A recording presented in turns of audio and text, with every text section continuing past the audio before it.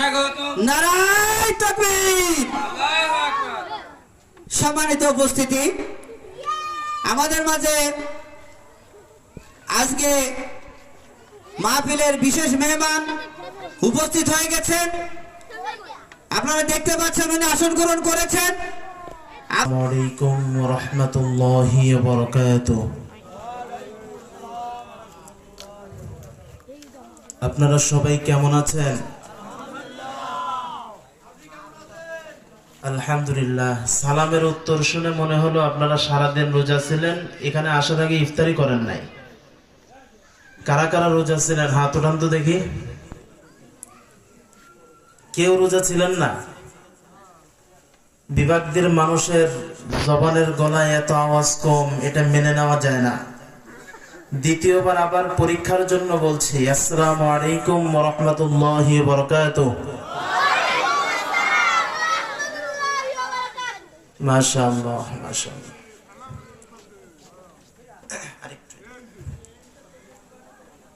الحمد لله نحمده ونستعينه ونستغفره ونعوذ بالله من شرور أنفسنا ومن سيئات أعمالنا. من يهده الله فلا مضل له ومن يضلله فلا هادي له. ونشهد أن لا إله إلا الله وحده لا شريك له.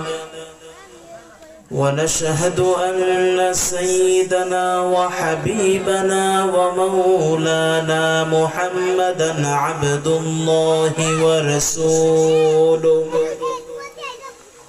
الذي يرسله بالحق بشيرا ونذيرا وداعيا إلى الله بإذنه وسراجا منيرا. فقد قال الله تعالى في كلامه المجيد وفرقانه الحميد. সকলেই জবান খুলে পড়েন, আউযু বিল্লাহি মিনাশ শাইতানির রাজীম। বিসমিল্লাহির রাহমানির রাহিম। ইয়া الذين آمنوا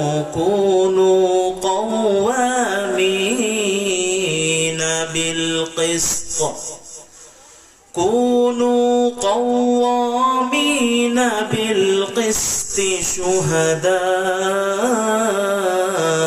لله ولو على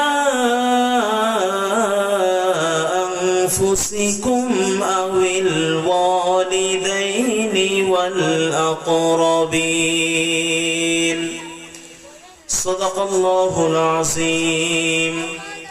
وقال النبي صلى الله عليه وسلم: سبعة يظلهم الله في ظله يوم لا ظل إلا ظله.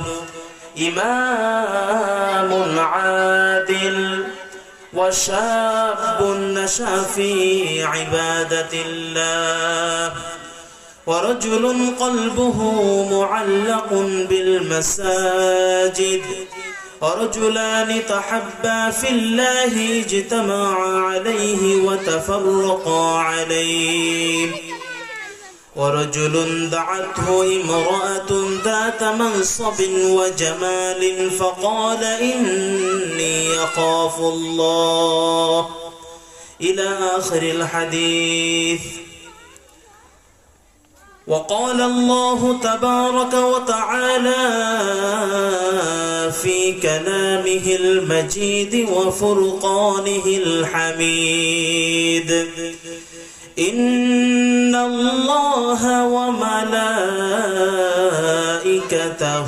يصلون على النبي يا أيها الذين آمنوا صلوا عليه وسلموا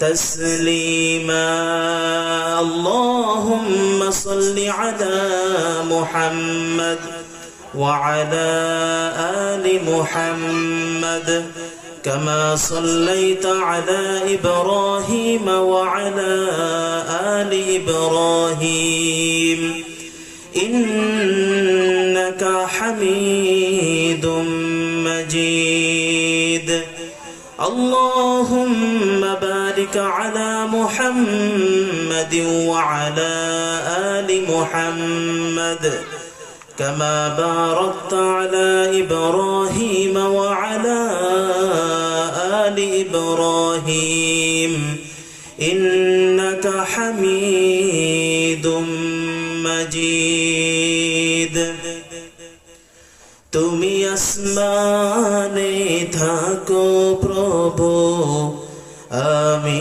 জমিনে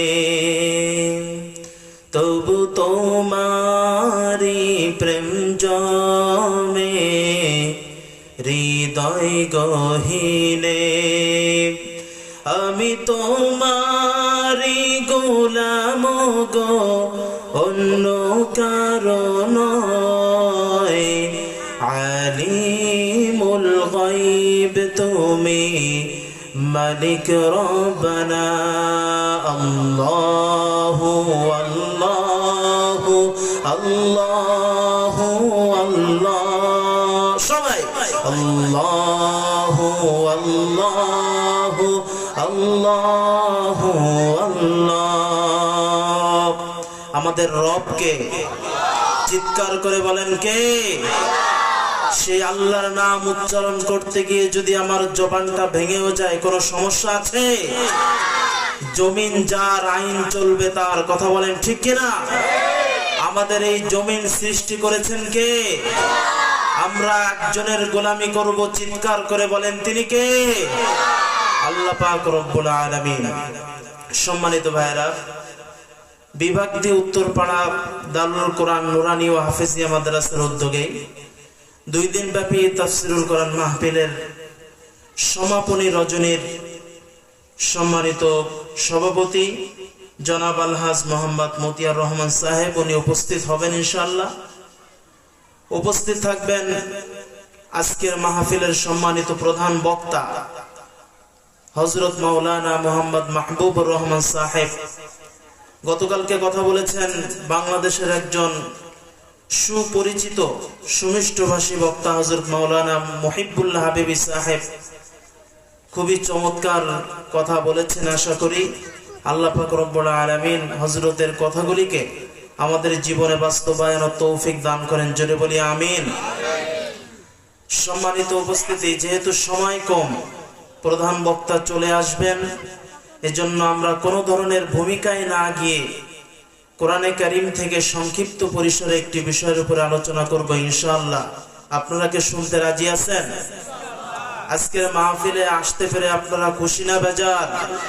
আরো জোরে বলেন খুশি না বেজার যদি হয়ে থাকেন খুশি মুখে নিয়ে হাসি উঁচু করে কল্লা চিৎকার করে বলেন আলহামদুলিল্লাহ সবাই পড়েন রব্বানা লাকাল হামদ হামদান কাসীরান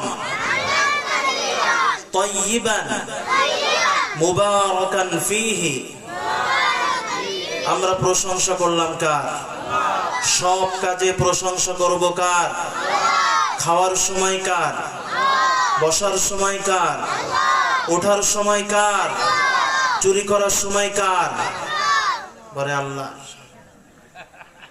চুরি করার সময় আল্লাহর প্রশংসা করা যাবে জোরে বলেন চুরি করাটাকে হারাম করেছেন কে চুরি করাটা কখনো হালাল হতে পারে না আজকে যদি বাংলার জমিনে চুরি করার বিধান থাকতো আলোচনার ভিতরে আসবে।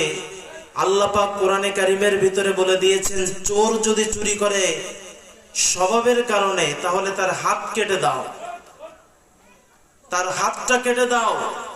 তুকাত্তু আইদিহিম ওয়া আরজুলুহুম মিন খিলাফ, এক হাত কেটে দিতে বলেছেন। হাত পা কাটার কথাও আসছে।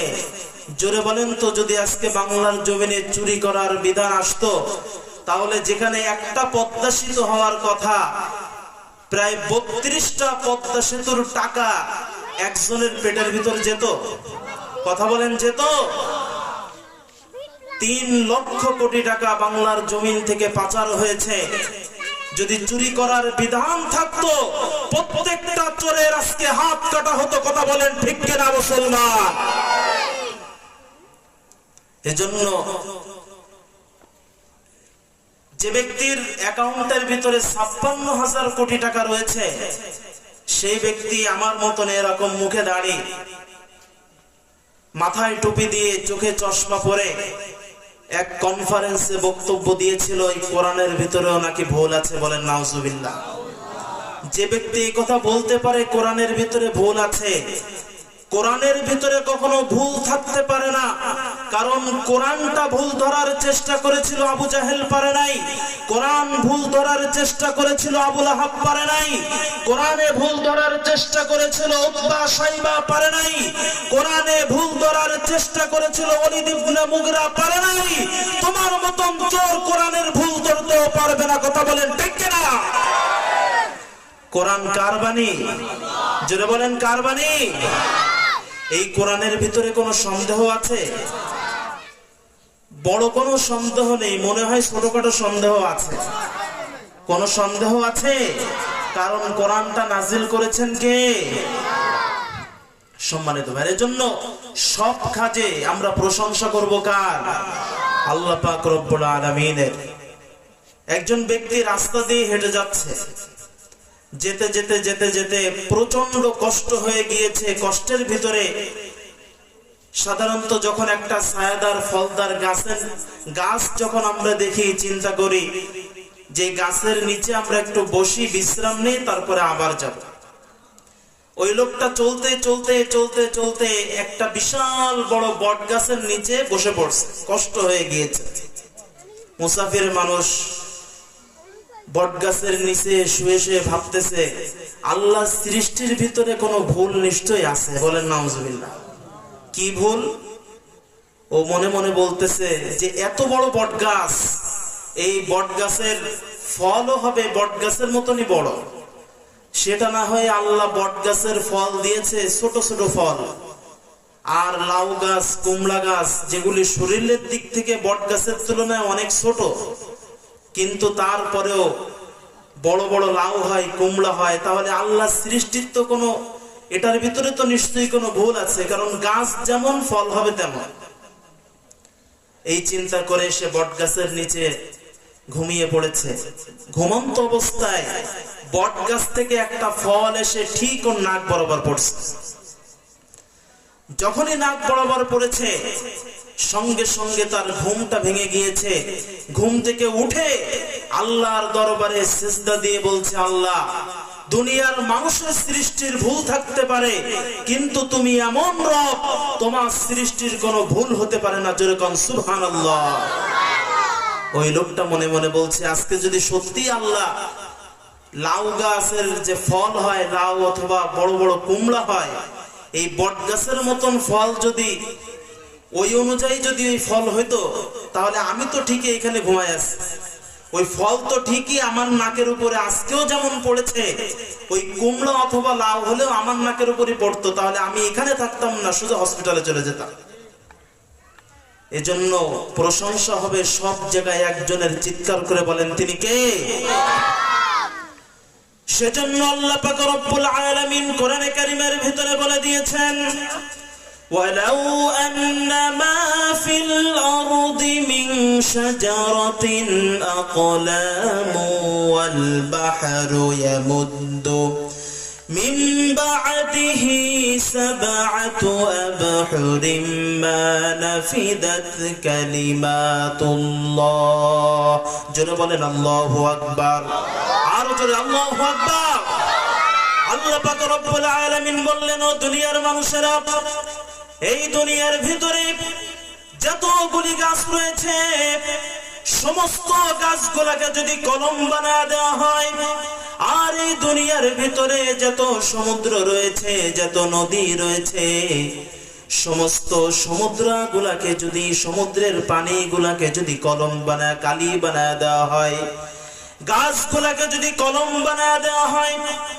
সমুদ্রের পানিগুলোকে যদি কালি বানায় দেওয়া হয় এরপরে আল্লাহর প্রশংসা লিখতে শুরু করে দেওয়া হয় প্রশংসা লিখতে লিখতে গাছ নামক কলমগুলি শেষ হয়ে যাবে সমুদ্রের পানি নামক কালিগুলি শেষ হয়ে যাবে এরপরে আবার আল্লাহ পাক বললেন সাবাতু আবহর একটা সমুদ্র শেষ হবে আবার আরেকটা সমুদ্র শুরু হবে এইভাবে করে সাতটা সমুদ্রের পানি নামক কালি দিয়ে যদি আল্লাহর প্রশংসা তোমরা লিখতে শুরু করে দাও লিখতে থাকবে গাছ নামক কলমগুলি শেষ হয়ে যাবে পানি নামক কালিগুলি শেষ হয়ে যাবে কিন্তু আল্লাহর প্রশংসা লিখে শেষ করা যাবে না জোরে বলেন সুবহানাল্লাহ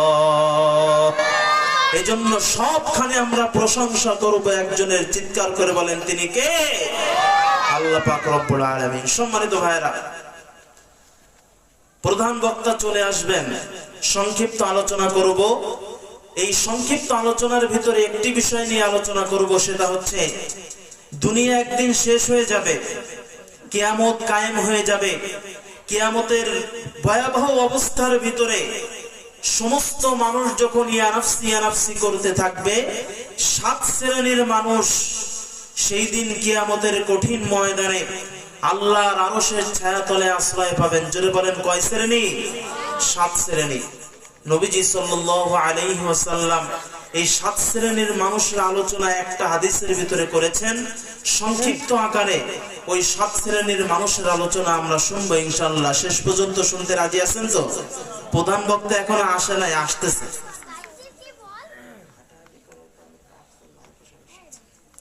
সম্মানিত ভাইরা কয় শ্রেণীর মানুষ আল্লাহর আরশের ছায়াতলে আশ্রয় পাবে সাত শ্রেণীর মানুষ পৃথিবীতে অনেক বড় একটি বিল্ডিং আছে যে বিল্ডিং এর নাম হচ্ছে বুরুজ আল খলিফা নাম শুনেছেন আপনারা বুরুজ খলিফা নামে প্রসিদ্ধ এই বুরুজ খলিফার যিনি মালিক ছিলেন কোটি কোটি টাকা খরচ করে তিনি এই বিল্ডিংটা করেছেন আপনারা বলেন তো এই বুরুজ খলিফার যে মালিক তিনি 1-2 বছর আগে দুনিয়া থেকে বিদায় নিয়েছেন তাকে কি তার যত বড় বিল্ডিং অত বড় জায়গায় দাফন করা হয়েছে নাকি আমার আপনার মতন 3.5 হাত কবরে দাফন করা হয়েছে 3.5 হাত কবর এজন্য আমার ভাইরা মৃত্যুর চিন্তা করা লাগবে আখিরাতের চিন্তা করা লাগবে কিয়ামতের চিন্তা করা লাগবে কিয়ামত এমন একটা দিন হবে যেই দিন সম্পর্কে আল্লাহ পাক রব্বুল আলামিন কোরআনে কারীমের ভিতরে বলে দিয়েছেন এই যে যত বড় আসমান দুনিয়ার ভিতরে আমরা দেখি এই সমস্ত আসমানগুলি সেই দিন চূর্ণ বিচূর্ণ হয়ে যাবে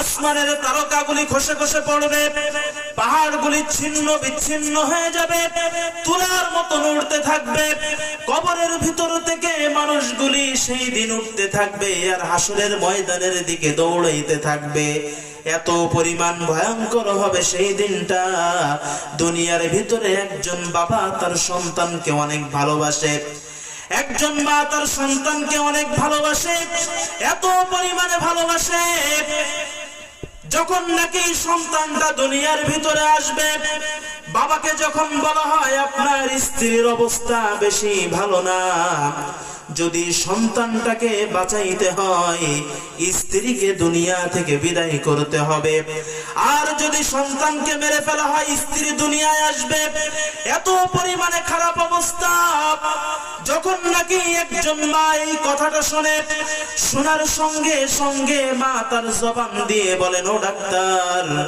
তার স্বামীকে লক্ষ্য করে বলেন, ও প্রাণের স্বামী, আমার সন্তানটা তুমি দুনিয়ার আলো দেখাও, আমার জীবন চলে যাক তাতে কোনো সমস্যা নাই।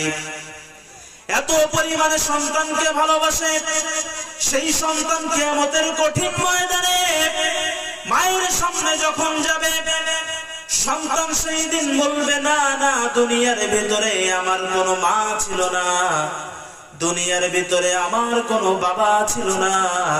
সেই মা কিয়ামতের ময়দানে বলবেন, না, দুনিয়ার ভিতরে আমার কোনো সন্তান ছিল না, আমার তো দুনিয়ার ভিতরে বিবাহ হয় নাই। আল্লাহ পাক কোরআনে কারীমের ভিতরে বলে দিয়েছেন, ইয়াউমা ইয়াফিরুল মারউ মিন আখিহি ওয়া উম্মিহি ওয়া আবিহি। আল্লাহ পাক রব্বুল আলামিন বলেছেন, কিয়ামতের দিনটা এত ভয়ঙ্কর হবে, সেই দিন সন্তান তার মাকে ছেড়ে পালিয়ে চলে যাবে, মা তার সন্তানকে রেখে চলে যাবে, বন্ধু চিনবে না। দুনিয়ার ভিতরে যত কাছের বন্ধু হোক, সেই দিন কেউ কারোর পরিচয় দিবে না, এমন কঠিন অবস্থা হবে। আল্লাহ পাক রব্বুল আলামিন বলে দিয়েছেন, বান্দারে, সেই কিয়ামতের কঠিন ময়দানে সূর্যটা তোমার মাথার উপরে থাকবে, 1 বিঘা উপরে থাকবে, মাথার ঘিলুটা টকবক করতে থাকবে, বেবে পড়বে, এত পরিমাণে ভয়ঙ্কর অবস্থা সেই দিন হবে। সেই কিয়ামতের কঠিন ময়দানে আল্লাহর নবীজি বলেছেন, 7 শ্রেণীর মানুষ আল্লাহর আরশের ছায়াতলে আশ্রয় পাবে। জোরে বলেন, কয় শ্রেণী? আরো জোরে, কয় শ্রেণী? জোর হলো না, আরো জোরে সবাই বলেন। 7 শ্রেণীর মানুষকে কিয়ামতের কঠিন ময়দানে আল্লাহর আরশের ছায়াতলে আশ্রয় দেওয়া হবে। আমরা এখানে যারা আছি, আমরা চাই কি চাই না যে সেই 7 শ্রেণীর মানুষের কোন এক শ্রেণীর অন্তর্ভুক্ত আমরা হই? আমরা চাই কি চাই না? চাই। সম্মানিত ভাইরা, 7 শ্রেণীর মানুষ আল্লাহর আরশের ছায়াতলে আশ্রয় পাবেন। তার ভিতরে 1 নম্বরে নবীজি বলেছেন, ইমামুন আদিল, ন্যায়পরায়ণ শাসক, ন্যায়পরায়ণ বাদশা। কিয়ামতের কঠিন ময়দানে 7 শ্রেণীর মানুষকে আল্লাহ পাক আরশের ছায়াতলে আশ্রয় দিবেন। তার ভিতরে 1 নম্বর হচ্ছে ইমামুল আদিল, ন্যায়পরায়ণ বাদশা। একজন ন্যায়পরায়ণ শাসক, তার কতটা প্রয়োজন আমার দেশে? যদি আজকে আমার দেশে একজন ন্যায়পরায়ণ শাসক থাকতো, তাহলে হাজার হাজার এই ছাত্রদের খুন, মানুষের খুন, নিরীহ হাফেজদের খুন এই বাংলার জমিনে হতো না। কথা বলেন ঠিক কিনা? আল্লাহ পাক রব্বুল আলামিন এই ব্যাপারে কোরআনে কারীমের ভিতরে বলে দিয়েছেন, ইয়া আইয়ুহাল্লাযীনা আমানু কুনু কাওয়ামিনা বিল কিসতি শুহাদা লিল্লাহ। জোরে বলেন আল্লাহু আকবার। আল্লাহ পাক রব্বুল আলামিন বলেন, হে ঈমানদারেরা, তোমরা দুনিয়ার ভিতরে ন্যায় বিচার কায়েম করবে, ন্যায় বিচার প্রতিষ্ঠা করবে। এই ন্যায় বিচার প্রতিষ্ঠা করতে গিয়ে হয়তোবা সেটা তোমার নিজের জীবনের বিরুদ্ধে চলে যাবে, অথবা তোমার মা বাবা সন্তানের বিরুদ্ধে চলে যাবে, অথবা সেইটা তোমার আত্মীয় স্বজনের বিরুদ্ধে চলে যেতে পারে। আল্লাহ পাক রব্বুল আলামিন বললেন, তারপরেও ন্যায় বিচার করা লাগবে। ন্যায় বিচারের ক্ষেত্রে সব থেকে বড় বাধা হলো, সব থেকে বড় বাধা ন্যায় বিচারের ক্ষেত্রে হলো, সব সময় যখন নিজের ক্ষেত্রে ন্যায় বিচারের কথা আসে, স্বজন প্রীতি সব সময় ন্যায় বিচারে বাধা দেয়। কথা বলেন ঠিক কিনা? এজন্য জুমার দিন যখন খতিব সাহেব খুতবা দেয়, একটা কথা জুমার দিন খতিব সাহেব প্রত্যেক জুম্মায় বলে, কোরআনের আয়াতে আল্লাহ বলেছেন, ইন্নাল্লাহা ইয়া'মুরু বিল আদলি ওয়াল ইহসান। আল্লাহ পাক রব্বুল আলামিন বলে দিয়েছেন, বান্দারে, নিশ্চয়ই আল্লাহ পাক তোমাদেরকে ন্যায় বিচারের কথা বলে দিয়েছেন। ন্যায় বিচারের সবথেকে বড় বাধা হলো স্বজন প্রীতি, দল প্রীতি। যখন নাকি একটা বিষয় সামনে আসে, চিন্তা করে এই তো আমার লোক, এ তো আমার দলের লোক, এ তো আমার নিজের লোক, এই জন্য এর ক্ষেত্রে এত কড়া বিচার করা যাবে না, বরঞ্চ যত ভাবে ধামা চাপা দেওয়া যায় সব ভাবে ধামা চাপা দেওয়া লাগবে। এমন বিচার আছে না নাই? জোরে বলেন আছে না নাই?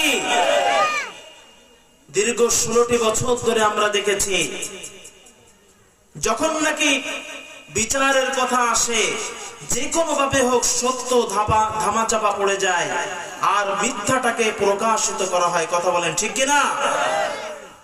ন্যায় বিচার প্রতিষ্ঠা করেছেন হযরতে ওমর রাদিয়াল্লাহু আনহু।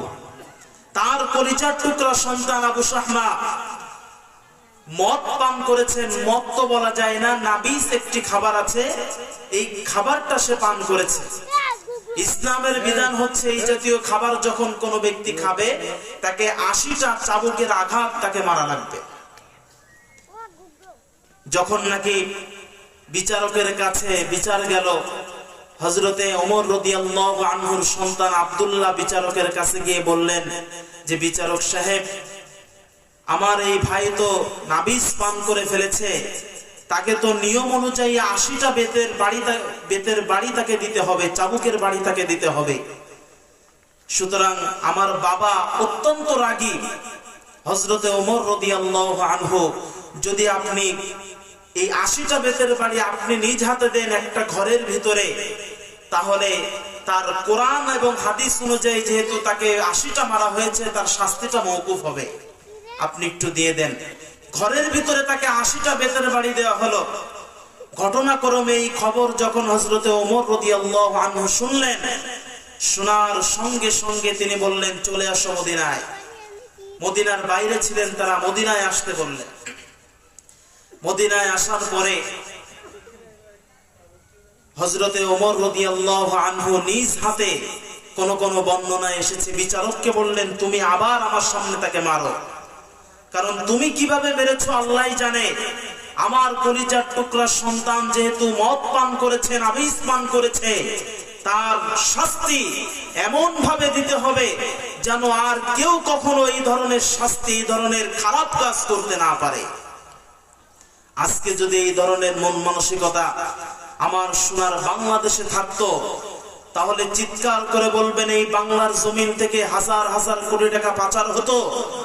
এই বাংলার জমিন থেকে কি আমার কলিজার টুকরা যুবক সন্তানেরা নেশার দিকে ঝুঁকে পড়তো? পড়তো না। আমার ভাইয়েরা, হযরতে ওমর রাদিয়াল্লাহু আনহুর সামনে চাবুকের আঘাত করা হলো।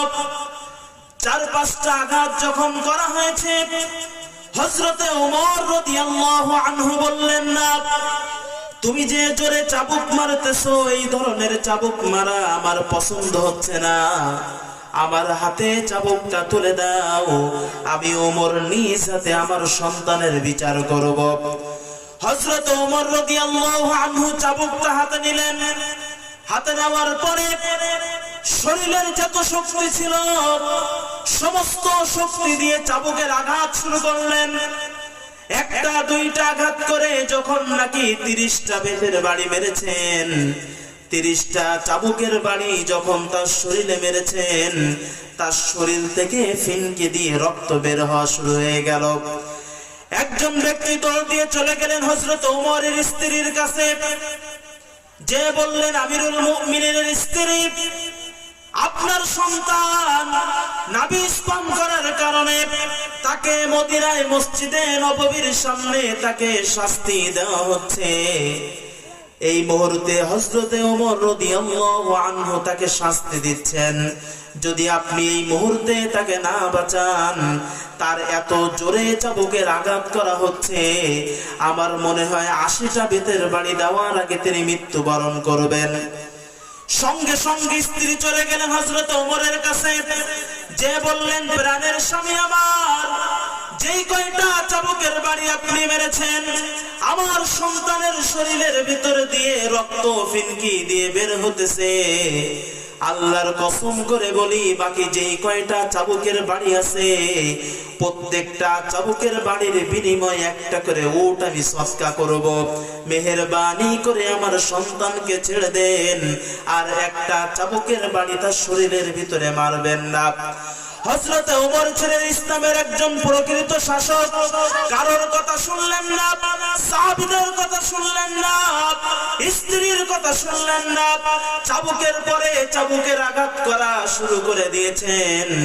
কোন কোন বর্ণনা এসেছে 50টা চাবুকের আঘাত যখন মারলেন, আবু শাহমা দুনিয়া থেকে বিদায় নিয়ে চলে গেল। দুনিয়া থেকে বিদায় নিয়ে চলে যাওয়ার পরে হযরত ওমর রাদিয়াল্লাহু আনহু চিন্তা করলেন, এখনো পর্যন্ত 30টা চাবুকের বাড়ি বাকি আছে। আমার সন্তান দুনিয়া থেকে বিদায় নিয়ে চলে গিয়েছেন। যদি আর 30টা বেতের বাড়ি চাবুকের বাড়ি না মারি, আল্লাহর কাছে আমার জবাব কিয়ামতের ময়দানে দেওয়া লাগবে। সাহাবীদেরকে বললেন, ও আমার ভাইরা, এই মুহূর্তে চলে যাও, আমার সন্তানের গোসলের ব্যবস্থা করো, কাফন দাফনের ব্যবস্থা করো, তার শরীরটা ধুয়ে দাও সুন্দর করে। সুন্দর করে শরীরটা যখন ধুয়ে দেওয়া হলো, কবরের ভিতরে রাখার পরে মাটি চাপা দেওয়ার পরে কোন কোন বর্ণনা এসেছে, কোন কোন কিতাবে এসেছে হযরতে ওমর রাদিয়াল্লাহু আনহু বাকি 30টা চাবুকের বাড়ি ওই কবরের উপরে মেরেছেন। 80টা চাবুকের বাড়ি মারার পরে হযরতে ওমর রাদিয়াল্লাহু আনহু ঘরের ভিতরে চলে গেলেন। তার মাথার নিচে যেই বালিশটা থাকতো, বালিশটাকে বুকের ভিতরে জড়িয়ে ধরে হযরতে ওমর রাদিয়াল্লাহু আনহু কাঁদতেছেন। চোখের পানি ফেলান, নিজের দাড়ি ভিজে যায়। স্ত্রী বলেন, নিজের সন্তানকে নিজে মেরে আবার আপনি কাঁদতেছেন। সঙ্গে সঙ্গে হযরত ওমর বললেন, ও আমার স্ত্রী, সন্তান হত্যা করার জন্য দুনিয়ার ভিতরে আমি খলিফাতুল মুসলিমিন আসি নাই। সন্তানকে হত্যা করার জন্য আমি ওমর দুনিয়াতে আসি নাই, বরঞ্চ সন্তানের হক, পিতার হক, মাতার হক এইগুলি প্রতিষ্ঠা করার জন্য দুনিয়াতে আমি এসেছি। কিন্তু আল্লাহ পাক তো কোরআনে বিধান দিয়ে দিয়েছেন, আমি যদি আমার কলিজার টুকরা সন্তানের বিচার না করি, সমস্ত মুসলমানেরা বলবেন ওমর নিজের সন্তানের বিচারটা কোরআন অনুযায়ী করলো না। অর্ধ জাহানের বাদশা হযরত ওমর, দুনিয়ার মানুষ তাকে ভয় পায়, শয়তান পর্যন্ত তাকে ভয় পায়। সেই ওমর দুনিয়ার ভিতরে দুনিয়ার মানুষের বিচার করেছে, কিন্তু ওমর নিজের সন্তানের বিচার দুনিয়াতে করে নাই। কিয়ামতের কঠিন ময়দানে এই ধরনের কথা যদি সেই দিন আল্লাহ পাক আমাকে জিজ্ঞাসা করেন, আমি ওমর সেই দিন কি জবাব দেব? এই জন্য দুনিয়াতে আমার সন্তানের বিচার করে গেলাম। জোরে কোন সুবহানাল্লাহ, জোরে বলা যাবে না আল্লাহু আকবার। ন্যায় বিচার প্রতিষ্ঠা করেছেন হযরত ওমর রাদিয়াল্লাহু আনহু। আজকে ওমরের মতন একটা শাসক আমার জমিনে দরকার, কথা বলেন ঠিক কিনা? আজকে ওমর রাদিয়াল্লাহু আনহুর মতন একটা শাসক যদি আমার সমাজে আসে, আল্লাহর কসম করে বলি, এই বাংলার জমিন থাকবে না, বাংলার জমিন জান্নাতে পরিণত হবে। কথা বলেন ঠিক কিনা মুসলমান? সম্মানিত ভাইরা, ন্যায় বিচার, নবীজি বলেছেন ইমামুন আদিল, ন্যায় বিচার প্রতিষ্ঠা করা লাগবে, ন্যায় বিচার প্রতিষ্ঠা করা লাগবে। আল্লাহর নবী সাল্লাল্লাহু আলাইহি ওয়াসাল্লাম তার জীবনে ন্যায় বিচার প্রতিষ্ঠা করেছেন কিভাবে? নবীজি সাল্লাল্লাহু আলাইহি ওয়াসাল্লামের জীবদ্দশায় একজন মহিলা, খুবই দামি মহিলা, সম্মানিত মহিলা, এলাকার ভিতরে তার অনেক সম্মান, এমন একজন মহিলা চুরি করেছে। যখনই চুরি করেছে জানাজানি হয়ে গেল, সাহাবায়ে কেরাম বললেন, এই মহিলার চুরির কথা যদি নবীজি শোনেন, এই মহিলার চুরির কথা যদি এলাকার সমস্ত মানুষজন জেনে যায়, তাহলে ওই এলাকার মান সম্মান থাকবে না। সাহাবায়ে কেরাম সবাই মিলে ওয়াসামা ইবনে যায়েদ রাদিয়াল্লাহু আনহুকে বললেন, আপনি যান, আপনি গিয়ে নবীজিকে বলেন, ইয়া রাসূলুল্লাহ, যেহেতু এই ওয়াসামাকে নবীজি অনেক মহব্বত করতেন, অনেক ভালোবাসতেন, সাহাবায়ে কেরাম বললেন, আপনি গিয়ে নবীজির কাছে একটু সুপারিশ করেন যেন তার চুরির বিধান অনুযায়ী তার যে হাত কাটার শাস্তিটা আছে এই শাস্তিটা যাতে একটু মওকুফ করে দেওয়া হয়। আপাতত এই সম্মানিতা মহিলার জন্য এই বিধানটা যাতে কার্যকর না করা হয়। ওয়াসামা বিন যায়েদ রাদিয়াল্লাহু আনহু নবীজির কাছে গেলেন, গিয়ে যখন প্রস্তাব দিলেন, ইয়া রাসূলুল্লাহ, যে চুরি করা মহিলা চোর ধরা পড়েছে, এই মহিলা অমুক এলাকার একজন সম্মানিতা মহিলা, আপনি একটু সম্মানের খাতিরে তার হাত কাটার শাস্তিটা একটু থামিয়ে দেন যাতে এলাকার মান সম্মান না কমে।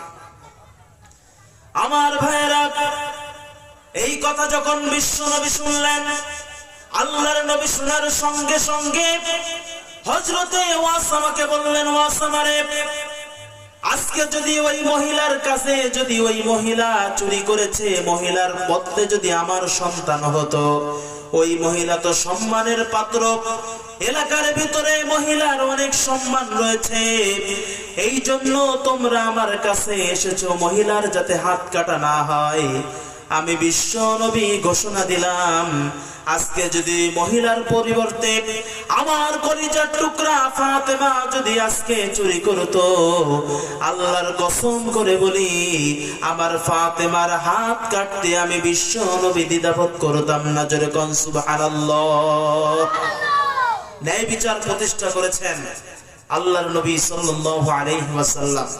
এজন্য কিয়ামতের কঠিন ময়দানে 7 শ্রেণীর মানুষ আল্লাহর আরশের ছায়াতলে আশ্রয় পাবেন। তার ভিতরে 1 নাম্বার কি বলেন তো? ন্যায়পরায়ণ শাসক। ন্যায় বিচার করতে হবে, ন্যায়পরায়ণ বাদশা সেই দিন আল্লাহর আরশের ছায়াতলে আশ্রয় পাবেন। একজন শাসক যিনি হবেন তাকে কোরআন সম্পর্কে জানতে হবে। আজকে আমাদের সমাজের অবস্থা এমন হয়ে গিয়েছে, আপনি একজন নেতাকে ডেকে বলেন যে আপনার কথাই তো 7 গ্রামের মানুষ ওঠে আর বসে, আপনি আসেন একটু আমাদেরকে কোরআন তেলাওয়াত করে শোনান। কি উত্তর দিবে? যে না না না, আজকে কোরআন তেলাওয়াত করতে পারবো না, আরেকদিন শোনাবো। কেন শোনাতে পারবেন না? কারণ তিনি তো কোরআন শরীফ পড়তে পারেন না, তিনি তো হাদিস পড়তে পারেন না, তিনি তো নামাজই পড়তে পারেন না। এক পর্যায়ে তাকে বলা হলো, আপনি কোরআনে কারিমে সূরা নাসটা একটু শোনান। জোর জবরদস্তি করার পরে যখন সূরা নাস তেলাওয়াত শুরু করেছে, সূরা নাসের ভিতরে আছে আল্লাযী ইউওয়াসবিসু ফি সুদুরিন নাস, আছে না নাই? পড়তে পড়তে সূরা নাস, কুল আউযু বিরাব্বিন নাস, মালিকিন নাস, ইলাহিন নাস, মিন শাররিল ওয়াসওয়াসিল খান্নাস, ইউওয়াসবিসু আর উচ্চারণ হচ্ছে না, বলে আল্লাযী ইউওয়াসবিসু ফি সুদুরিন নাস। এই হচ্ছে নেতার কোরআন তেলাওয়াত। এমন নেতা আছে না নাই? জোরে বলেন, আছে না নাই? সম্মানিত ভাই, এজন্য 7 শ্রেণীর মানুষ আল্লাহর আরশের ছায়াতলে আশ্রয় পাবেন। তার ভিতরে 1 নাম্বার ন্যায় বিচার করা লাগবে, ন্যায়পরায়ণ বাদশা। 2 নাম্বার শাবুন নাশা ফি ইবাদাতিল্লাহি তাআলা, এমন যুবক যে যুবকটা তার যৌবন কাল কাটিয়েছে আল্লাহর রাস্তায়। জোরে বলেন, কার রাস্তায়? আর আমরা চিন্তা করি, আমাদের যুবক ভাইয়েরা চিন্তা করেন, জীবন তো এখনো পড়ে আছে, এখন যা পারি করি, পরবর্তীতে যখন বুড়ো হয়ে যাব, দাড়ি দুড়ি পেকে যাবে, ওই সময় নামাজ কালাম সব কায়দা মতন ধরবো, সারাদিন মসজিদের কোনায় বসে বসে সুবহানাল্লাহ আলহামদুলিল্লাহ জিকির করবে। এমন মানুষ আছে না নাই? জোরে বলেন, আছে না নাই? আপনি যে বৃদ্ধা বয়স পর্যন্ত বাঁচবেন এর কোনো গ্যারান্টি আছে? জোরে বলেন, আছে? এজন্য আল্লাহর নবী সাল্লাল্লাহু আলাইহি ওয়াসাল্লাম বলে দিয়েছেন, 5টি জিনিস আসার পূর্বে 5টি জিনিসকে তোমরা মূল্যায়ন করবে। ইগতানিম খামসান ক্বাবলা খামসিন হায়াতাকা ক্বাবলা মাউতিক। 5টি জিনিস আসার পূর্বে তোমরা 5টি জিনিসের মূল্যায়ন করবে। 1 নাম্বার, মৃত্যু আসার পূর্বে জীবনকে মূল্যায়ন করা লাগবে। মৃত্যুর সময় যখন চলে আসবে, ওই সময় কোন ইবাদত তোমার কাজে লাগবে না, ওই সময় কোন কোরআন তেলাওয়াত তোমার কাজে লাগবে না। যখন মৃত্যুর সময় চলে আসবে, এজন্য যত ইবাদত বন্দেগী করার মৃত্যুর আগে করতে হবে। আমাদের সমাজের ভিতরে এমন মুসল্লি আছে, যৌবন বয়সে তো আল্লাহর ইবাদত করে না, বুড়া বয়সেও কোরআন পড়তে পারে না, এমন মুসল্লি আছে না নাই? একজন মুসল্লি মসজিদের পাশ দিয়ে হেঁটে যাচ্ছে, আরেকজন হিন্দু যায় মুসল্লির কাছে জিজ্ঞাসা করেছেন, ও আমার ভাই, তোমাদের ইমাম সাহেব মসজিদের ভিতরে যখন নামাজ পড়ায় নামাজের ভিতরে বারবার বলে সামি আল্লাহু লিমান হামিদা, এই নামাজের ভিতরে বারবার হামিদা নামটা বলে, হামিদা কি পুরুষের নাম নাকি মহিলার নাম? সঙ্গে সঙ্গে মুরব্বী বলেন, ও আমার ভাই, এতদিন পর্যন্ত তুমি যে প্রশ্নটা আমাকে করলে একই প্রশ্ন আমার মনের ভিতরে আছে। আমি ফজরের নামাজ ইমামের পিছনে পড়ি, জোহরের নামাজ ইমামের পিছনে পড়ি, আসরের নামাজ পড়ি, মাগরিবের নামাজ পড়ি, ইশার নামাজ পড়ি। প্রত্যেকটা নামাজের ভিতরে ইমাম সাহেব বারবার বলেন সামি আল্লাহু লিমান হামিদা, সামি আল্লাহু লিমান হামিদা। এটা কোন ব্যক্তি? এইটা জানার বড় শখ আমার ইমাম সাহেবের কাছে। আমার তো মনে হয় ইমাম সাহেব যে সামি আল্লাহু লিমান হামিদা বলে, এই হামিদা হচ্ছে অমুক মহিলার নাম। মুরব্বী মানুষ নামাজ পড়ছে ইমাম সাহেবের পিছনে, আর বলছে হামিদা কি পুরুষ না মহিলা? আচ্ছা, এই হামিদা মানে কি পুরুষ মহিলার এই হামিদা নাকি? কথা বলেন। এই হচ্ছে আমাদের নামাজের অবস্থা। এজন্য যুবক বয়সে যত বেশি ইবাদত করবেন, ইবাদতের ভিতরে বেশি মজা পাবেন। আর বুড়ো বয়সে ইবাদত করলে যে কবুল হবে না সেটা আমি বলছি না, কিন্তু সারা জীবন যৌবন কালটা হারাম কাজে অবৈধ কাজে কাটিয়ে বুড়ো বয়সে আপনি ইল্লাল্লাহর জিকির করার জন্য মসজিদে আসেন, এই রকম ইবাদতের কোনো দরকার আল্লাহর নাই। কথা বলেন ঠিক কিনা? আমাদের ইবাদতের এমন অবস্থা, ইমাম সাহেব নামাজের ভিতরে দাঁড়িয়েছে 4 রাকাত নামাজ পড়াবে। কয় রাকাত? যুবক ভাইরা বলেন কয় রাকাত? 4 রাকাত। নামাজের ভিতরে তিনি 4 রাকাতের জায়গায় 3 রাকাত নামাজ পড়িয়ে ইমাম সাহেব সালাম ফিরাই দিচ্ছে। কেউ ধরতে পারে নাই। পাশ থেকে এক ম্যানেজার এসে বলছে, হুজুর নামাজ আজকে 4 রাকাত হয় নাই, 3 রাকাত হয়েছে। ইমাম সাহেব বললেন যে নামাজ 3 রাকাত হয়েছে, এটা আপনি বুঝলেন কি করে? কেউ তো কিছু বলল না।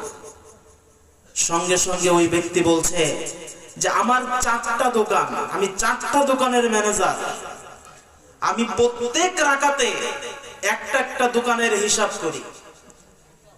4 রাকাত নামাজে আমি 4টা দোকানের হিসাব করি। আজকে যখন আমার তিনটা দোকানের হিসাব শেষ হয়েছে, আপনি সঙ্গে সঙ্গে সালাম ফিরাই দিয়েছেন, আমার একটা দোকানের হিসাব এখনো বাকি আছে। কথা বোঝেন আমার? এজন্য একটা দোকানের হিসাব যেহেতু বাকি আছে, এজন্য বুঝতে হবে আপনার নামাজ 4 রাকাত হয় নাই, কয় রাকাত? 3 রাকাত। এই নামাজ কি আল্লাহর কাছে কবুল হবে? এই ইবাদত আল্লাহর কাছে কবুল হবে? আমার ভাইরা, আল্লাহর নবী বলেছেন 5টি জিনিস আসার পূর্বে 5টি জিনিসকে মূল্যায়ন করো। 1 নম্বর, মৃত্যু আসার পূর্বে জীবনকে মূল্যায়ন করা লাগবে। 2 নম্বর হলো শাবাবাকা ক্বাবলা হারামি, বৃদ্ধ বয়স আসার পূর্বে যৌবন কালকে মূল্যায়ন করা লাগবে। যৌবন বয়সের ইবাদত আল্লাহর কাছে অনেক প্রিয়। ইসলামে যারা প্রথম যুগে যারা ইসলাম ধর্ম কবুল করেছেন, আপনি যদি ইতিহাসটা তালাশ করে দেখেন, ইতিহাসের ভিতরে ইসলামের জন্য যত বেশি মুরব্বীরা শহীদ হয়েছেন, তার থেকে বেশি শহীদ হয়েছেন ইসলামের জন্য যুবক ভাইরা। এজন্য যৌবন বয়সের ইবাদত আল্লাহর কাছে অনেক প্রিয়। সাহাবায়ে কেরামের একটা ঘটনা আপনাদেরকে শোনায় সামনে যাব। আল্লাহর নবীর একজন সাহাবী, নাম হযরত আব্দুল্লাহ রাদিয়াল্লাহু আনহু। এই ব্যক্তি এত জোরে কোরআন তেলাওয়াত করে, এত জোরে কোরআন শরীফ পড়েন, তার কোরআনুল কারীম তেলাওয়াতের জোরে আওয়াজের কারণে অন্যান্য সাহাবায়ে কেরামদের নামাজ পড়তে কষ্ট হয়ে যায়। পাশে যদি একজন জোরে কোরআন তেলাওয়াত করে আর আপনি যদি নামাজ আদায় করেন, স্বাভাবিকভাবে আপনার নামাজে সমস্যা হবে। প্রতিদিন আপনার নামাজের ভিতরে জোরে জোরে কোরআন তেলাওয়াত করার কারণে নামাজে সমস্যা হয়ে যায়। হযরতে ওমর রাদিয়াল্লাহু আনহু সহ 7-8 জন সাহাবী মিলে বিশ্ব নবীর কাছে গেলেন নালিশ করার জন্য। হযরতে ওমর বললেন, ইয়া রাসূলুল্লাহ, ওই যে আপনার সাহাবী হযরতে আব্দুল্লাহ রাদিয়াল্লাহু আনহু সারাটা দিন এত জোরে কোরআন তেলাওয়াত করে, এত জোরে কোরআন তেলাওয়াত করেন, যুবক মানুষ তার শরীরে জোর বেশি, তার জবানের ভিতরে আল্লাহ অনেক জোর দিয়েছিলেন, এত জোরে কোরআন তেলাওয়াত করেন আমরা নামাজ পড়তে পারি না, নামাজের ভিতরে ডিস্টার্ব হয়ে যায়, তাহাজ্জুদ পড়তে পারি না, নামাজে কষ্ট হয়ে যায়। আপনি যদি একটু মেহেরবানি করে আব্দুল্লাহকে বলে দেন আগামীকালকে থেকে আব্দুল্লাহ জোরে কোরআন তেলাওয়াত করবে না, আগামীকালকে থেকে তুমি আস্তে আস্তে তেলাওয়াত করবে। আল্লাহর নবী সাল্লাল্লাহু আলাইহি ওয়াসাল্লাম হযরতে ওমরকে লক্ষ্য করে বললেন, ওমর তুমি কি জানো নাকি আমার আব্দুল্লাহ সম্পর্কে তুমি কি নালিশটা করলে, আব্দুল্লাহর ঈমান কত মজবুত তুমি কি জানো নাকি? এই আব্দুল্লাহর পুরো নাম ছিল আব্দুল উজ্জা, অনেক বড় একজন ধনী ব্যক্তির সন্তান। ছোটবেলায় তার বাবা মারা গিয়েছে, চাচার কাছে থেকে থেকে বড় হয়েছেন, অনেক আদরের ঘরের দুলাল ছিলেন। এই আব্দুল উজ্জা মক্কার ভিতরে অনেক ধনী পরিবারের সন্তান ছিলেন, দামি জামা পরতেন, দামি পোশাক পরতেন, চাচার আদরে তিনি বড় হয়েছিলেন। হঠাৎ করে একদিন বিশ্ব নবীর কথা তার মাথার ভিতরে আসলো, অনেক খোঁজ খবর তিনি নিলেন, গোপনে আল্লাহর নবীর প্রতি ঈমান আনলেন, আল্লাহর প্রতি ঈমান আনলেন, গোপনে গোপনে তিনি আল্লাহর ইবাদত শুরু করে দিলেন মক্কার ভিতরে। হঠাৎ করে একদিন তার চাচা জেনে গেল আমার ভাতিজা আব্দুল্লাহ ইসলাম ধর্ম গ্রহণ করেছে।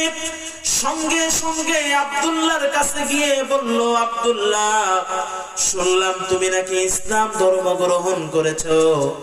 আব্দুল্লাহ বললেন, চাচা যদি আপনি শুনে থাকেন সত্যি আমি ইসলাম ধর্ম গ্রহণ করেছি, আমি আল্লাহকে এক হিসাবে স্বীকার করে নিয়েছি, বিশ্ব নবীকে নবী হিসাবে স্বীকার করে নিয়েছি, আর আপনি যেহেতু আমার সামনে আছেন আপনাকে বলতে চাই আপনিও আল্লাহর প্রতি ঈমান আনেন আর বিশ্ব নবীকে শেষ নবী হিসাবে মেনে নেন। সঙ্গে সঙ্গে চাচা বলল, ভাতিজারে এত বড় সাহস তোমার, না না মুহাম্মাদের প্রতি ঈমান আমি আনবো না, বরঞ্চ ঈমান আনার কারণে এই মুহূর্তে তোমার শাস্তি হলো, এই মুহূর্তে তুমি আমার এই জমিন থেকে বের হয়ে যাও, কারণ যে বাড়ির ভিতরে তুমি থাকো এই বাড়িটাও আমি তোমার চাচা তোমাকে দিয়েছিলাম। সঙ্গে সঙ্গে আব্দুল্লাহ বললেন, ঠিক আছে আপনি যেহেতু আমাকে বের করে দিতে চাচ্ছেন আমি চলে যাব, সমস্যা নাই। আব্দুল্লাহর চাচা বলল, শুধু বের হয়ে গেলে হবে না, তোমার শরীরের ভিতরে যে পোশাকটা রয়েছে এই পোশাকটা আমি তোমার চাচা তোমাকে দিয়েছি, সুতরাং পোশাকটা খুলে দিয়ে যাও। সঙ্গে সঙ্গে উপরের পোশাকটা আব্দুল্লাহ খুলে দিলেন। চাচা বললেন, উপরের পোশাকটাও খুললে হবে না, তোমার নিচে যে পোশাকটা আছে ওই পোশাকটাও আমি তোমাকে দিয়েছিলাম, পোশাকটা খুলে ফেলে দাও। আব্দুল্লাহ সঙ্গে সঙ্গে নিচের পোশাকটা খুলে দিলেন, কোনো লজ্জা করলেন না, উলঙ্গ অবস্থায় মায়ের কাছে চলে গেলেন। একটা মাত্র মা তার জমিনের ভিতরে ছিল, আর কেউ তার আপন বলতে আর কেউ নাই। সঙ্গে সঙ্গে উলঙ্গ অবস্থায় মায়ের কাছে গেলেন, লজ্জা স্থান তাকে ডেকে। আব্দুল্লাহর মা বললেন, কি ব্যাপার সন্তান আমার, তোমার শরীরের ভিতরে কোনো পোশাক কেন তোমার শরীরে নাই? আব্দুল্লাহ চোখের পানি ছেড়ে দিলেন আর বললেন, বাপ ইসলাম ধর্ম গ্রহণ করেছি, বিশ্ব নবীর উপর ঈমান এনেছি, এই জন্য আমার চাচা আমার শরীরের পোশাকটা খুলে নিয়েছেন। ও মা, তোমাকে আমি ইসলামের দাওয়াত দেই, তুমিও ইসলামের ছায়া তলে চলে আসো, এই মুহূর্তে আমাকে একটু কাপড় দাও, আমি যাতে অন্তত আমার লজ্জা স্থানটা যেন আমি ঢাকতে পারি। আমার ভাইরা অন্তরটাকে নরম করে দেন, চোখের পানি ছেড়ে দিয়ে আল্লাহর নবীর এই সাহাবীর কাহিনীটা শুনবেন। আব্দুল্লাহর মা ঘরে থেকে একটা ছোট্ট কাপড় নিয়ে আসলেন, কাপড়টাকে দুই টুকরা করে এক টুকরা তার শরীরের উপরে পড়লেন, আর এক টুকরা তার নিচের অংশের পড়লেন। দুইটা টুকরা তার শরীরের ভিতরে নিয়ে চলে গেলেন বিশ্ব নবীর কাছে। আল্লাহর নবী বিশ্ব নবী যখন তার পুরা ইতিহাস শুনলেন, আল্লাহর নবী বিশ্ব নবী বললেন, তোমার নাম কি? বলে আব্দুল উজ্জা। আল্লাহর নবী বললেন, আজকে থেকে তোমার নাম আব্দুল উজ্জা নয়, আজকে থেকে তোমার নাম রেখে দিলাম আব্দুল্লাহ। জোরে বলেন সুবহানাল্লাহ, জোরে বলেন না সুবহানাল্লাহ। আব্দুল্লাহকে বললেন, ও আব্দুল্লাহ যাও, আসহাবে সুফার ভিতরে যাও, যারা সেইখানে আছে তাদের কাছে চলে যাও, ওইখানে গিয়ে কোরআন তেলাওয়াত শিখবে, ওইখানে গিয়ে বিভিন্ন মাসনা মাসাইল শিখবে, সেইখানে চলে যাও। আব্দুল্লাহ সেইখানে চলে গেলেন মসজিদে নববীর ভিতরে। যাওয়ার পরে তিনি প্রতিদিন কোরআনুল কারীম তেলাওয়াত করেন, রাতের বেলায় দিনের বেলায় এত পরিমাণে কোরআন তেলাওয়াত করেন। ওই কোরআন তেলাওয়াতের কারণে পাশের সাহাবীদের নামাজে সমস্যা হয়ে যায়। আল্লাহর নবী বিশ্ব নবী বললেন, ও আমার সাহাবীরা, কার নামে নালিশ করেছো? আব্দুল্লাহর ঈমান কোন সাধারণ ঈমান নয়।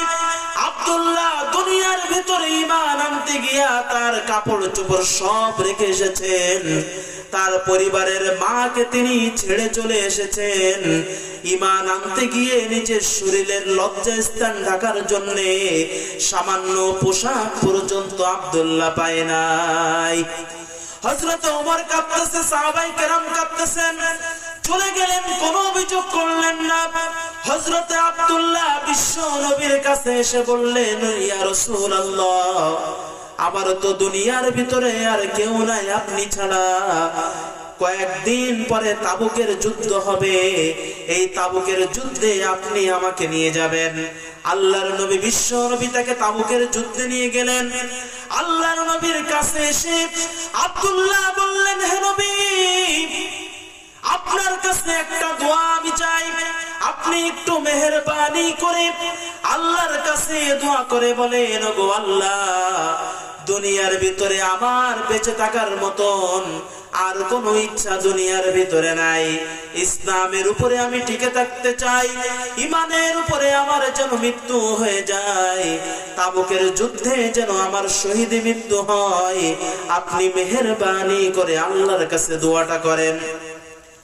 আল্লাহর নবী বিশ্ব নবী আল্লাহর কাছে দোয়া করলেন, ওগো আল্লাহ, কাফেরদের তরবারি তুমি আব্দুল্লাহর জন্য হারাম করে দাও। আব্দুল্লাহ যেন তাবুকের ময়দানে যুদ্ধ করতে গিয়ে শহীদ না হয়ে যায়। আব্দুল্লাহ চোখের পানি ছেড়ে দিয়ে বলেন, নবীজি, আমি তো দোয়া চেয়েছিলাম যেন আমি শহীদ হয়ে যাই, আর আপনি দোয়া করলেন আমি যেন শহীদ না হই। সঙ্গে সঙ্গে বিশ্ব নবী বললেন, এই যুদ্ধের ময়দানে যদি তুমি কোন রোগে আক্রান্ত হয়ে মারা যাও, এরপরেও আল্লাহ তোমাকে শহীদি মর্যাদা দিবেন। জোরে বলেন সুবহানাল্লাহ। একদিন দুই দিন চলে গেল, কয়েকদিন পরে বিশ্ব নবীর কাছে সংবাদ আসলো। সাহাবী বললেন, হে নবী, ওই যে কিছুদিন আগে আব্দুল্লাহ নামের একজন সাহাবী আল্লাহর উপর ঈমান এনেছিল, ওই সাহাবী গতকাল রাত্রে প্রচন্ড জ্বর আক্রান্ত হয়ে মারা গিয়েছেন। আল্লাহর নবী বিশ্ব নবী সাহাবায়ে কেরামকে বললেন, ও আমার সাহাবীরা, আব্দুল্লাহর গোসলের ব্যবস্থা করো, আব্দুল্লাহর কাফন দাফনের ব্যবস্থা করো, আমি বিশ্ব নবী আব্দুল্লাহর জানাজা নিজে পড়াবো। জোরে বলেন সুবহানাল্লাহ। আব্দুল্লাহকে কবরে নামানোর সময় কবরের ভিতরে একজন দাঁড়ালেন, আব্দুল্লাহর মাথা একজন ধরলেন, আব্দুল্লাহর পা একজন ধরলেন। কবরের ভিতরে যিনি ছিলেন তিনি বললেন, তোমার ভাইকে সাবধানে নামাবে, সুন্দরভাবে তাকে কবরের ভিতরে নামাবে, তাকে কবরে নামানোর ক্ষেত্রে যেন কোনো ধরনের কোনো অসম্মান না হয়। যিনি কবরে দাঁড়িয়ে এই ঘোষণা দিচ্ছেন তিনি অন্য কোন ব্যক্তি নন, তিনি হলেন বিশ্বনবী মুহাম্মদুর রাসূলুল্লাহ সাল্লাল্লাহু আলাইহি ওয়াসাল্লাম। মাথা যিনি ধরেছেন তিনি হচ্ছেন হযরতে আবু বকর, পায়ের কাছে যিনি ছিলেন হযরতে ওমর। দুইজন মিলে আব্দুল্লাহর লাশটা নিয়ে কবরে নামাচ্ছেন। আর কবরের কাছে দাঁড়িয়ে যিনি লাইট ধরে রেখেছেন তিনি হচ্ছেন হযরতে বেলাল রাদিয়াল্লাহু আনহু। এই দৃশ্য যখন তিনি দেখলেন, পাশ থেকে হযরতে আব্দুল্লাহ ইবনে মাসউদ রাদিয়াল্লাহু আনহু তিনি বলছেন, আজকে যদি আব্দুল্লাহর জায়গায় যদি আমার লাশটা হতো, যেই লাশের জানাজা স্বয়ং বিশ্ব নবী পড়েছেন, যেই লাশের মাথার কাছে আবু বকর ধরেছেন, যেই লাশের পায়ের কাছে হযরতে ওমর ধরেছেন, আর বিশ্ব নবী তার লাশের কাছে দাঁড়িয়ে বলছেন, আল্লাহকে সাক্ষী রেখে ওগো আল্লাহ, আজকের দিন পর্যন্ত আমি আব্দুল্লাহর উপরে খুশি হয়ে গেলাম, তুমি আল্লাহ তার উপর খুশি হয়ে যাও। আব্দুল্লাহ ইবনে মাসউদ বলছেন, আজকে যদি তার লাশের জায়গায় আমি আব্দুল্লাহ ইবনে মাসউদের লাশটা হতো, তাহলে আমার জীবনটা সার্থক হয়ে যেত। জোরে কোন সুবহানাল্লাহ। সম্মানিত ভাইরা, যুবক ছিলেন আব্দুল্লাহ দুল বাজাদাইন, যুবক বয়সে ইসলামের জন্য নিজেকে বিলিয়ে দিয়েছেন। এজন্য যৌবন বয়সে আল্লাহর ইবাদত করা এটা আল্লাহর কাছে অনেক বেশি প্রিয়। 2 নাম্বার, যারা যৌবন বয়সে আল্লাহর ইবাদত করে, আল্লাহর নবী সাল্লাল্লাহু আলাইহি ওয়াসাল্লাম বলেছেন, তাদেরকে কিয়ামতের কঠিন ময়দানে আল্লাহর আরশের ছায়াতলে আশ্রয় দেবেন। তাহলে কয় শ্রেণীর মানুষ আল্লাহর আরশের ছায়াতলে আশ্রয় পাবে? জোরে বলেন তো।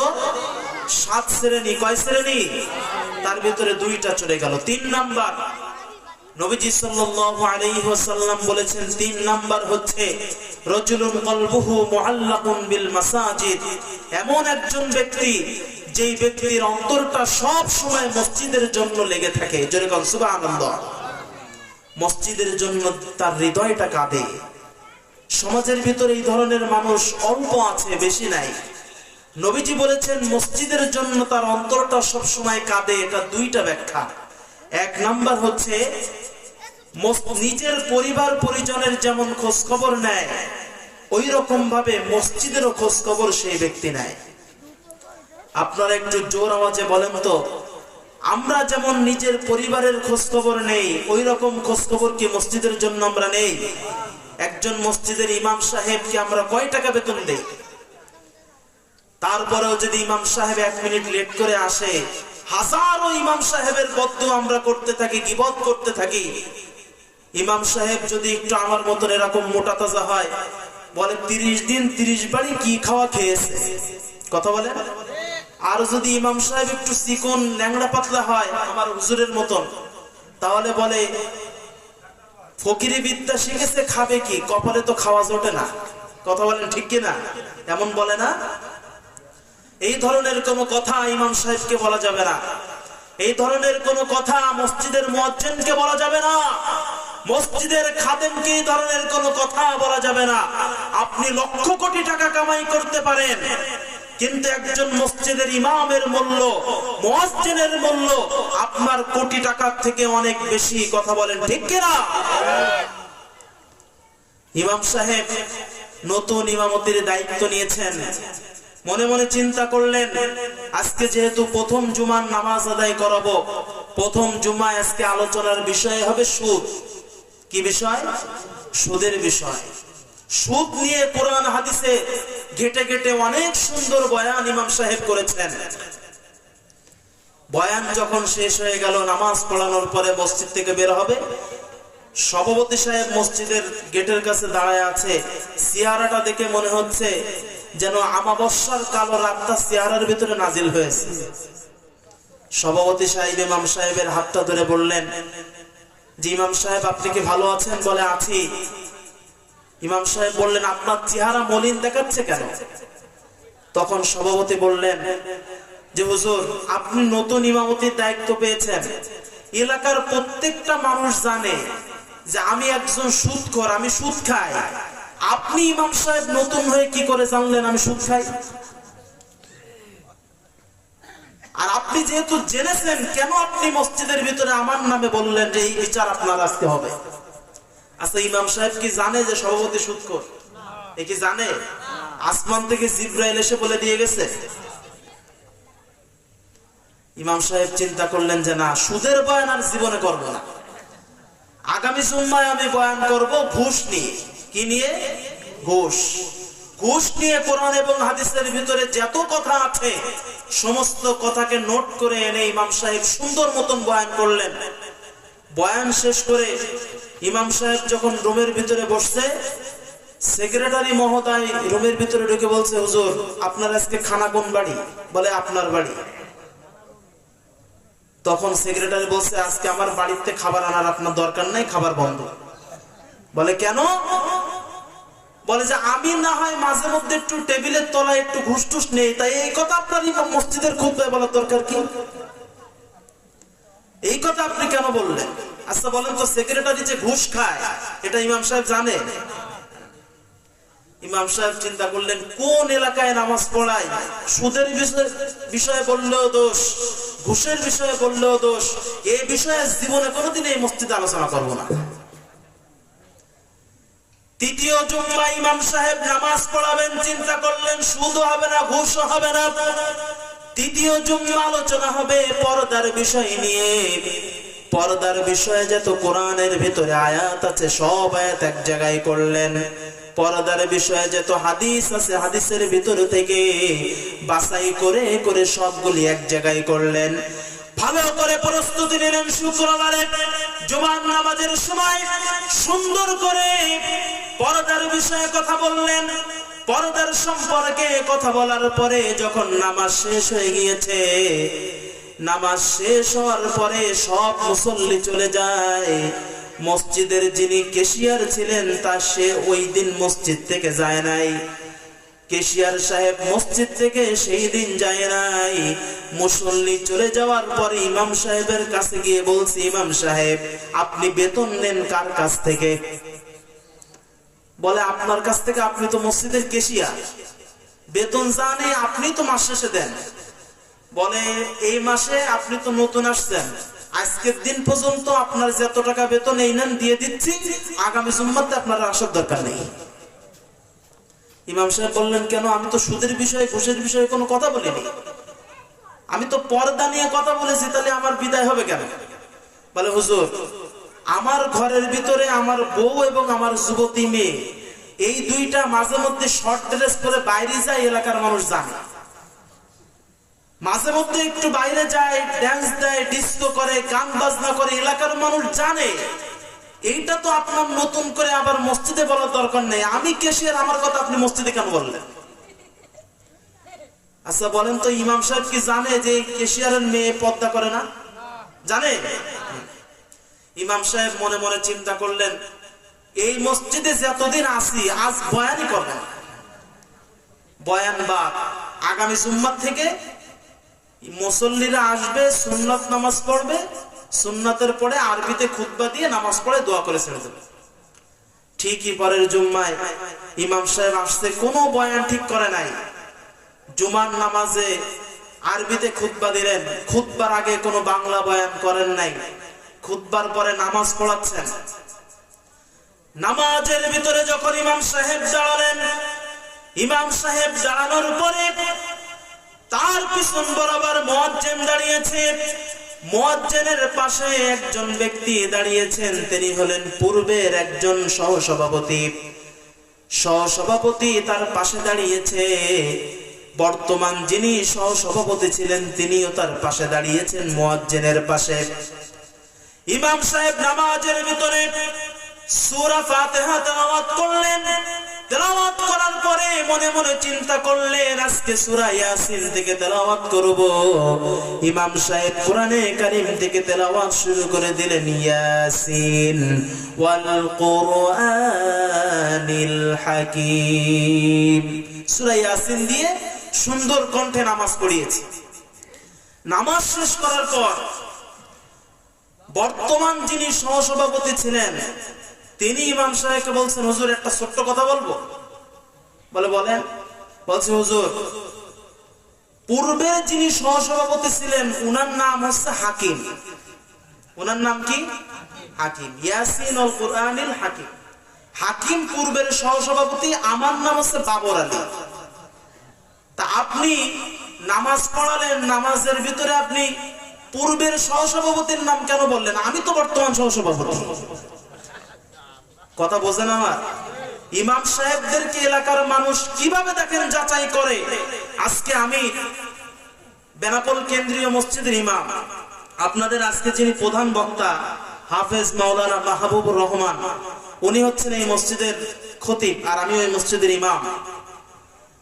তো ওই মসজিদে অনেক বড় মসজিদ, আপনাদের এইরকম মসজিদ মনে হয় 15-20টা 30টা এক জায়গায় করলে ওরকম একটা মসজিদ হবে, অনেক বড়, বেনাপোলের ভিতরে সব থেকে বড় মসজিদ। মসজিদও যেমন, মসজিদের ভিতরে নানান ধরনের এইরকম মুসল্লি আমরা পাই। সহসভাপতি বললেন যে তুমি নামাজের ভিতরে পূর্বের সহসভাপতির নামে কোরআন তেলাওয়াত করেছো, এটা আমি মেনে নিলাম। সামনের সপ্তাহে যখন নামাজ পড়াবা, বর্তমান আমি সহসভাপতি, আমার নামে কোরআন শরীফের তেলাওয়াত করা লাগবে। এই বাবরের নামে কোরআনের কোন আয়াত আছে না? আপনারা কি শুনেছেন এরকম কোন আয়াত? ইমাম সাহেব পড়ে গেলেন চিন্তায়, কি করা যায়, কোন এলাকায় আসলাম, জীবনে এরকম এলাকায় আমি কোনোদিন যাই না। ইমাম সাহেবের সারাটা সপ্তাহের ঘুম হারাম হয়ে গেল। সারা সপ্তাহে চিন্তা করেন, বাবর আলীর নামে কোরআনে কারিমের ভিতরে কোনো সূরা নাই, কি করা যায়, কি করা যায়। পরের দিন সহসভাপতি সাহেব সকাল বেলায় আগে আগে মসজিদে আসছে। মসজিদে যখন তিনি এসেছেন, বাড়ির থেকে সুন্দর করে নতুন পাঞ্জাবি পায়জামা পরে এসেছেন, গায়ের ভিতরে আতর লাগালেন, সেন্ট লাগালেন, আগে আগে ইমাম সাহেবের পিছনে বসলেন আর মনে মনে চিন্তা করলেন, এতদিন পর্যন্ত ইমাম সাহেব হাজার হাজার ব্যক্তির নাম বলে দিয়েছে, আজকে আমি এই এলাকায় এমন একজন ব্যক্তি যার নাম ধরে কোরআন তেলাওয়াত হবে, নামাজের ভিতরে সুন্দর করে সেজে এসেছে। ইমাম সাহেব কোনো বয়ান করেন নাই, নামাজে দাঁড়ালেন। নামাজে দাঁড়ানোর পরে ইমাম সাহেব চিন্তা করলেন কি করা যায়। সঙ্গে সঙ্গে ইমাম সাহেব আরবিতে একটা ঝাড় মেরেছেন। ইমাম সাহেব আরবিতে একটা বাক্য বললেন, বাক্যটা কি আপনারা শুনতে চান? শুনতে চান? সবাই শুনতে চান? ইমাম সাহেব বলছে আরবিতে, ইয়া বাবর আনতা কালবুন ওয়া আবুকা খিনজিরুন ওয়া জাদ্দুকা হিমারুন ওয়া ইন্নাকুমুল জাহিলুন। পিছন থেকে সভাপতি বলে আমিন। সভাপতি সাহেব মনে করছে কি দোয়াটাই না আমার জন্য করলো, কি দোয়া করেছে বলবো? ইমাম সাহেব বলছে ইয়া বাবর, মানে হে বাবর, আনতা কালবুন, তুই একটা কুকুর, ওয়া আবুকা খিনজিরুন, তোর বাপ একটা শুয়োর, ওয়া জাদ্দুকা হিমারুন, তোর দাদা একটা গাধা, ওয়া ইন্নাকুমুল জাহিলুন, তোরা সবগুলা হচ্ছে মূর্খের বংশধর। আর সহসভাপতি পেছন থেকে বলে আল্লাহুম্মা আমিন। সম্মানিত ভাইরা, ইমাম সাহেবদের এই ধরনের বিপদ আছে না নাই? জোরে বলেন আছে না নাই? ইমাম সাহেবদের কত টেনশন।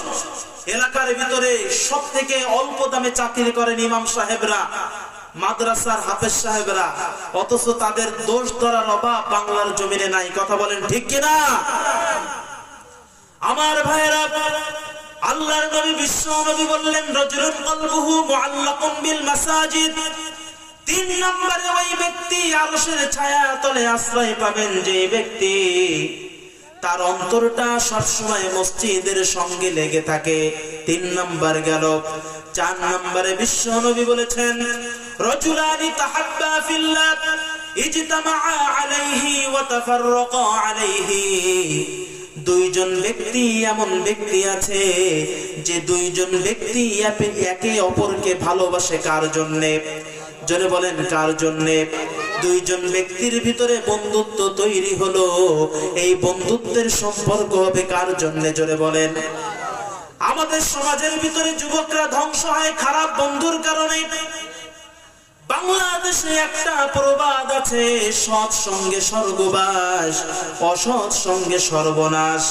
আপনি যখন একটা আতরের দোকানের সামনে দিয়ে যাবেন, আতরের ঘ্রাণটাও যদি শরীরে না নেন, নাকের ভিতরে অন্তত আতরের সেন্টটা পাবেন। কিন্তু যদি আপনি একটা বাথরুমের সামনে দিয়ে যান, বাথরুমে যান না, এই বাথরুমের সেন্ট আপনার নাকের ভিতরে আসবে, গন্ধ আসবে। একজন ভালো ব্যক্তি যখন নাকি একজন খারাপ বন্ধুর সংস্পর্শে চলে যায়, বন্ধু আমার বিড়ি সিগারেট খায় না, প্রতিদিন দেখে তার বন্ধু বিড়ি খায়, একদিন খাবে না, 2 দিন খাবে না, 3 নম্বরের দিন বন্ধুর কাছ থেকে নিয়ে বলবে, দোস্ত জীবনে কোনোদিন টান বাড়ে নাই, আই 2টা টান দিয়ে দেখি কেমন লাগে। আছে না নাই? এমন আছে না নাই? বলে। এজন্য নবীজি বলেছেন, 2 বন্ধুর ভিতরে এমন সম্পর্ক তৈরি হলো যে সম্পর্ক তাকে কিয়ামতের ময়দানে আল্লাহর আরশের ছায়াতলে আশ্রয় দিবেন। ফিরাউনের নাম আপনারা শুনেছেন? অনেক ভালো মানুষ ছিল তো নাকি? পৃথিবীর ভিতরে যত জালেম ছিল, সব থেকে বড় জালেমের কাতারে আছে এই ফিরাউন। এই ফিরাউন তার জীবনটা নষ্ট হওয়ার সব থেকে বড় কারণ হচ্ছে তার বন্ধু। তার বন্ধুর নাম হচ্ছে হামান। কি? হামান। এ ছিল টাক, মাথায় স্টেডিয়াম ফুল খালি। এই টাকের কারণে ফিরাউনের জীবনে সব থেকে বড় ক্ষতি হয়েছে। ফিরাউন ছিল একটা তরমুজ ব্যবসায়ী। তরমুজ ব্যবসায়ী থেকে হয়ে গেল সরকারি গোরস্থানের একজন দারোয়ান। তার এই বন্ধু হামান বলল, দোস্ত আর এরকম করলে হবে না, আর কয়দিন দারোয়ানগিরি করব, আস্তে আস্তে আরো উপরে উঠা লাগবে।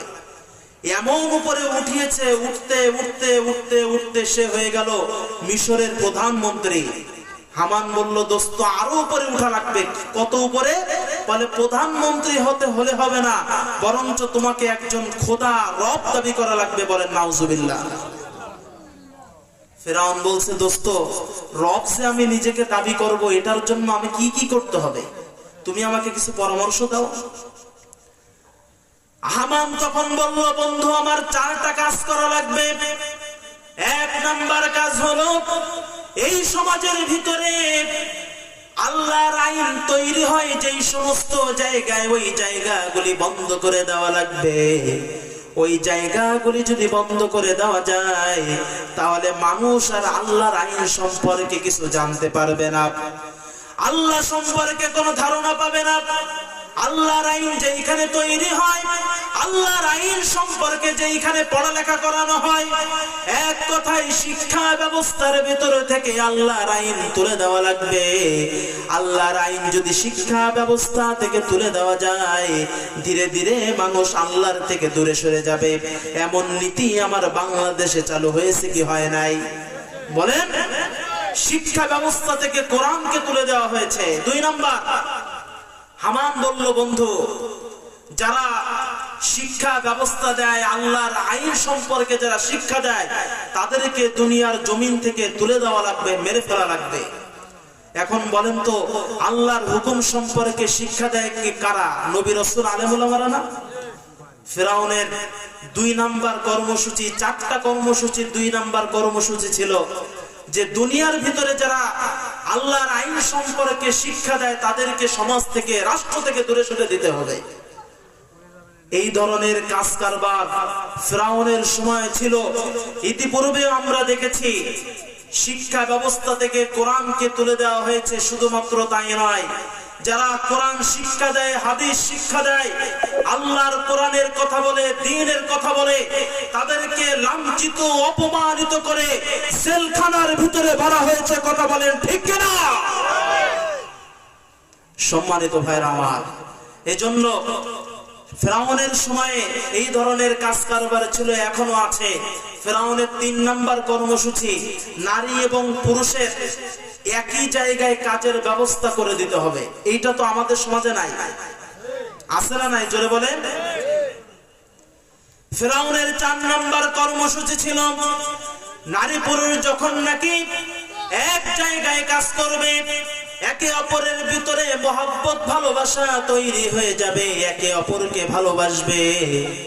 একে অপরের ভিতরে যখন ভালোবাসা তৈরি হয়ে যাবে, তারপরে একে অপরের সঙ্গে মিলন করবে অবৈধভাবে। এইভাবে করে একজন দুইজন করতে করতে সমাজের ভিতরে চারো সন্তান পয়দা হয়ে যাবে। এই চারটা কর্মসূচি হামান ফেরাউনকে দিয়েছিল। আজকে আমাদের সমাজের ভিতরে এই ধরনের কর্মসূচি আমরা দেখতে পাই। সমাজের ভিতরে কোরআন থেকে, কোরআনের শিক্ষা ব্যবস্থা শিক্ষা থেকে তুলে দেওয়া হয়েছে। যারা কোরআনের শিক্ষা দেয় দুনিয়ার ভিতরে